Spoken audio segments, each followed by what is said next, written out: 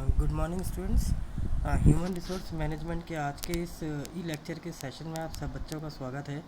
आज अपन जो lecture discuss कर रहे हैं वो है अपना लेक्चर नंबर 13, जो कि अपना लास्ट लेक्चर था नंबर 12 रिक्रूटमेंट। तो उसका ही कंटिन्यूशन पार्ट है। आपको याद होगा कि लास्ट लेक्चर में अपन ने पढ़ा था कि रिक्रूटमेंट क्या होता है और इंटरनल और एक्सटर्नल सोर्सेज कौन से होते हैं रिक्रूटमेंट के। तो अपन बात कर रहे थे एक्सटर्नल की। तो आज अपन उसी एक्सटर्नल के इस पोर्शन को कंटिन्यू करेंगे। तो उसके बाद नेक्स्ट अपन जो पढ़ रहे थे वो है न्यूज़पेपर। न्यूज़पेपर क्या है? सबसे पुराना और सबसे पॉपुलर मेथड है रिक्रूटमेंट का, क्योंकि इसके अंदर हम क्या कर रहे हैं, जो एडवर्टाइजमेंट हम दे रहे हैं उस जॉब का, तो वो हम किसी लीडिंग न्यूज़पेपर में देते हैं और उस न्यूज़पेपर के अंदर हम उसकी डिटेल्स, उसकी जॉब, अबाउट द सैलरी, ये सब चीज़ें हम मेंशन करते हैं। इसके साथ साथ जो कैंडिडेट्स जिनके लिए हमने वो जॉब निकाली है, वहाँ पे हम उनको अपना कॉन्टैक्ट एड्रेस भी शो किया जाता है, ताकि जो कैंडिडेट्स हैं वो अपनी एप्लीकेशंस उस एड्रेस पर सेंड कर सकें। और कई बार तो क्या है कि हम उसमें टाइम पीरियड भी देते हैं कि जैसे 3 डेज़, 4 डेज़, 5 डेज़ में रिज्यूम आप सेंड कर सकते हैं या एप्लीकेशन आप सेंड कर सकते हैं, ताकि एक टाइम लिमिट के बाद हम उस प्रोसेस को स्टार्ट कर दें, जो हमारा नेक्स्ट प्रोसेस है रिक्रूटमेंट के बाद का। फिर आता है हमारा इंटरनेट एडवर्टाइजमेंट। देखिए, आजकल इंटरनेट या यूँ कहें कि इंफॉर्मेशन टेक्नोलॉजी का ज़माना है और इसकी इम्पोर्टेंस बहुत ज़्यादा बढ़ती भी जा रही है। डिजिटल युग कहा जा रहा है इसको।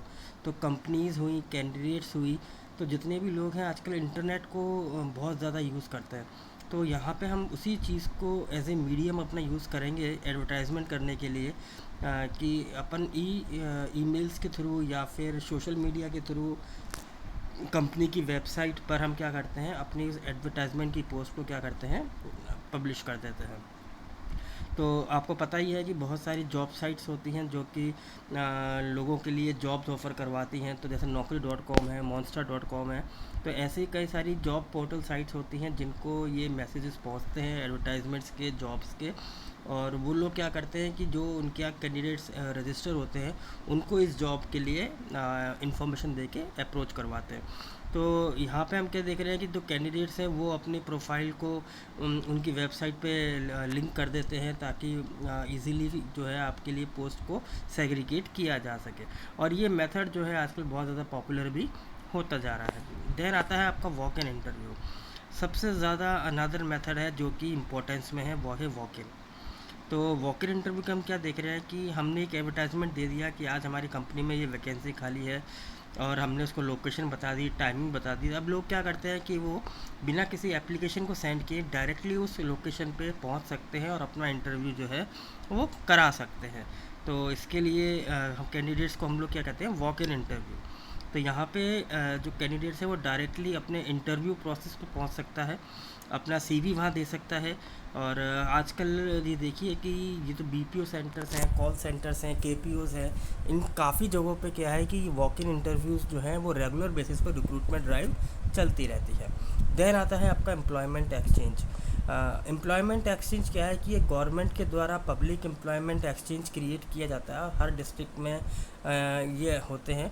और ये जो एक्सचेंज होते हैं, ये आपके जो कैंडिडेट्स हैं उनको जॉब की इन्फॉर्मेशन प्रोवाइड करवाते हैं, जो जॉब सीकर्स हैं उनको इन्फॉर्मेशन देते हैं।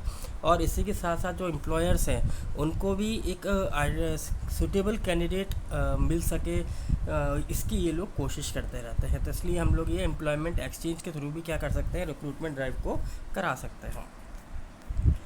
देन आता है लेबर कॉन्ट्रैक्ट। लेबर कॉन्ट्रैक्टर ये नॉर्मली उन लोगों के लिए है जो फिज़िकल वर्क के अंदर आते हैं, जैसे मैनुअल वर्कर्स जैसे हम लोग कहते हैं। तो इनकी रिक्रूटमेंट जो होती है वो कॉन्ट्रैक्टर के थ्रू होती है, जैसे हम लोग कई बार कहते हैं ठेकेदार। तो ये क्या है, इनके पास भी क्या है कि क्लोज़ कॉन्टैक्ट इनके पास होते हैं लोगों के, जिन लोगों को फिज़िकल वर्क करना है या लेबर वर्क करना है। तो ये लोग इन कॉन्ट्रैक्टर के पास रहते हैं और इनको अपने फ़ोन नंबर और जो भी ये अपनी इन्फॉर्मेशन देना चाहते हैं वो दे के रखते हैं। तो ये भी एक सोर्सेज है कंपनीज़ के लिए रिक्रूटमेंट करने का। जब भी उनको इमरजेंसी पे कोई वर्कर्स चाहिए फिजिकल वर्क करने के लिए या मैनुअल वर्कर्स के लिए, तो वो इन कॉन्ट्रैक्टर्स से बात करके इनके टच में आके क्या करते हैं, अपने वर्कफोर्स को कंप्लीट कर लेते हैं। नॉर्मली ये जो लेबर कॉन्ट्रैक्टर है ये कंस्ट्रक्शन के वर्क से ज़्यादा रिलेट करते हैं। देन आता है अनसॉलिसिटेड एप्लीकेंट्स या फिर कैजुअल कॉलर्स। तो कई सारे ऐसे जॉब सीकर्स होते हैं जो कि ऑफिसेज में जाते हैं, मिलते हैं, तो वहाँ पे अपने आप अपना रिज्यूमे सीवी जो भी होता है वो वहाँ पे उसको ड्रॉप कर आते हैं या उनके रिसेप्शन पे दे आते हैं। तो ऐसे कॉलर्स को क्या कहा जाता है कि ये डेली रूटीन के जो टाइमिंग है उसमें ही आते हैं और कोई स्पेशल इनके लिए वैकेंसी नहीं निकाली गई होती, बस ये जस्ट वॉक करते करते या यूँ कहे कि किसी काम से आए हैं उस कंपनी में या जस्ट घूम रहे हैं, सर्च कर रहे हैं कि कौन सी कंपनी में जाना चाहिए, कौन सी में नहीं हमें जॉब मिली, तो जॉब सर्च करने के लिए ये इस तरीके को यूज़ करते हैं। और ये भी काफ़ी अच्छा तरीका माना जाता है कि जो वहाँ के एचआर है या जो भी पर्सन वहाँ की रिक्रूटमेंट को देख रहा है उनके पास भी क्या है कि पूल ऑफ कैंडिडेट्स का जो डेटा बेस है वो तैयार हो जाता है। तो ये हम लोग कहते हैं अनसॉलिडेट एप्लीकेंट्स या फिर कैजुअल कॉलर्स। देन आता है recruitment at the factory gate. ये नॉर्मली अनस्किल वर्कर्स के लिए ज़्यादा यूज़ में होता है कि जहाँ पे फैक्ट्री गेट पे क्या होता है कि लोगों को जॉब्स ऑफ़र कर दी जाती है अगर उनका कोई परमानेंट वर्कर जो है वो एब्सेंट है, ताकि उस दिन का जो आपके ऑफिस का वर्क है जो उस वर्कर को करना था जो कि एब्सेंट है वो सफ़र ना हो। तो यहाँ पे क्या होता है कि कई बार अच्छे लोग या मच एफिशिएंट लोग, इफ़ेक्टिव लोग भी उनको टच में आ जाते हैं और ऐसे लोगों को भी क्या वैकेंसी मिल जाती है। तो ये भी एक सोर्स है रिक्रूटमेंट का जिसे हम लोग एक्सटर्नल मीडियम के थ्रू यूज़ में लेके आते हैं। देन आता है आपका स्टेजेस।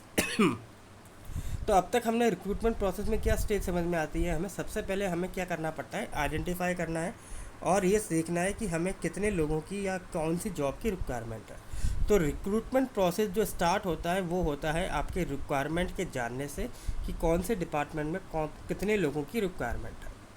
फिर दूसरे स्टेज में हम लोकेशन को डेवलप करते हैं और ऐसे सोर्सेज को देखते हैं कि जहाँ से हम इन नंबर ऑफ़ एम्प्लॉयज़ की जितनी भी रिक्वायरमेंट है वहाँ से हम अरेंज कर सकते हैं। तीसरी स्टेज पे हम प्रोस्पेक्टिव एम्प्लॉयज़ को सर्च करते हैं, आइडेंटिफाई करते हैं कि जिनके अंदर क्या क्वालिटीज़ होनी चाहिए ताकि वो उस जॉब को परफॉर्म कर सकें। इसके आगे वाली स्टेज पे हम क्या करते हैं, हम एम्प्लॉइंग की टेक्निक्स को यूज़ करते हैं, मेथोलॉजी को यूज़ करते हैं, जैसे इंटरनल या एक्सटर्नल रिक्रूटमेंट। और इसके अलावा अगर हम एडवर्टाइजमेंट दे रहे हैं तो अपनी कंपनी की इमेज के बारे में, अपने कंपनी के बारे में भी हम मैसेज को स्प्रेड आउट करते हैं ताकि लोगों को उस कंपनी में अट्रैक्शन हो और वो अपने आप को मैक्सिमम कैंडिडेट जो है अप्लाई कर सकें। देन जो भी हमने अब तक ये 5 प्रोसेस पढ़े, इन पाँचों को हमें एक बार क्या करना चाहिए, इवेल्युएट कर लेना चाहिए ताकि हम जब ये प्रोसेस स्टार्ट करें तो इस प्रोसेस में कहीं कोई कमी नहीं रह जानी चाहिए। देन हम देखेंगे कि अब डिफरेंस बिटवीन रिक्रूटमेंट और सिलेक्शन क्या है, दोनों के बीच में डिफरेंस। तो देखिए दोनों जो हैं रिक्रूटमेंट और सिलेक्शन ये 2 फेजेज़ हैं एम्प्लॉयमेंट के। तो पहला आता है रिक्रूटमेंट क्या है, एक ये प्रोसेस है जहाँ पे हम कैंडिडेट्स को सर्च कर रहे हैं फॉर एम्प्लॉयमेंट और उनको स्टिमुलेट क्या कर रहे हैं किस चीज़ के लिए कि वो हमारी ऑर्गेनाइजेशन में जो जॉब्स हैं उसके लिए अप्लाई करें। वेयर है जो सिलेक्शन है वो सीरीज़ है जिसके अंदर हम स्टेप बाय स्टेप चलते हैं, कैंडिडेट्स की स्क्रीनिंग होती है और हम मोस्ट सुटेबल पर्सन को क्या करते हैं वैकेंट पोस्ट के लिए सेलेक्ट कर लेते हैं। फिर आता है आपका सेकंड पॉइंट, रिक्रूटमेंट का देखिए अगर बेसिक पर्पस देखा जाए तो वो है पूल ऑफ कैंडिडेट्स को इकट्ठा करना, क्रिएट करना ताकि आप बेस्ट कैंडिडेट को चूज़ कर सको। बट हम यहाँ देख रहे हैं कि उन कैंडिडेट्स को हम यहाँ अट्रैक्ट भी करना चाह रहे हैं, जबकि सिलेक्शन का जो बेसिक पर्पस होता है कि हम लोग राइट कैंडिडेट को वेरियस पोजीशन के लिए सिलेक्ट कर सकें। रिक्रूटमेंट को एक पॉजिटिव प्रोसेस कहा जा रहा है जिसके अंदर हम लोगों को एनकरेज कर रहे हैं कि वो मैक्सिमम तौर पे अप्लाई करें हमारी जॉब्स पे, जबकि सिलेक्शन एक नेगेटिव प्रोसेस कहा जाता है क्योंकि हम उसमें से कई सारे लोगों को रिजेक्ट भी कर रहे हैं। देन फोर्थ आता है कि it is concern with the tapping with sources of human resource, क्योंकि हम ह्यूमन रिसोर्स को टैप कर रहे हैं और यहाँ पे सिलेक्शन के अंदर हम क्या कर रहे हैं, मोस्ट सुटेबल कैंडिडेट को क्या कर रहे हैं इंटरव्यू और टेस्ट के थ्रू सेलेक्ट कर रहे हैं।